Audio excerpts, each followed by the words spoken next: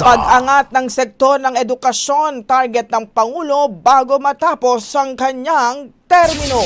Brigada Maricar Sargan, ibrigada mo! Brigada Live Report.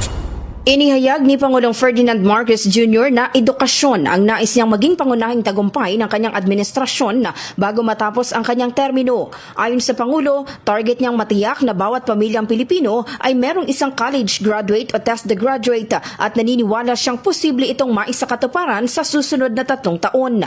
Paliwanag ng Pangulo, kahit magpatayo ng maraming infrastruktura at ayusin ang sistema, mananatiling limitado ang benepisyo kung hindi sapat ang kaalaman at kasanayan ng mga Pilipino para makipagsabayan sa pandaigdigang merkado. Binigyang diin ng Pangulo na mataas ang tingin ng ibang bansa sa kakayahan ng Pilipino, kaya't hindi dapat masayang ang talento at potensyal ng mamamayan. Para sa Pangulo, higit sa pisikal na kaunlaran, mahalaga ang pagpapaunlad ng human capital at magiging sukatan ng tagumpay ng kanyang administrasyon ang kalidad ng edukasyon sa bansa.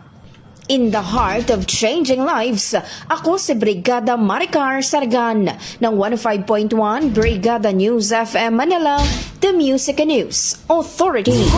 Ang bahaging ito ay hatid sa atin ng Drive Max Coffee. Ligayang tuloy-tuloy.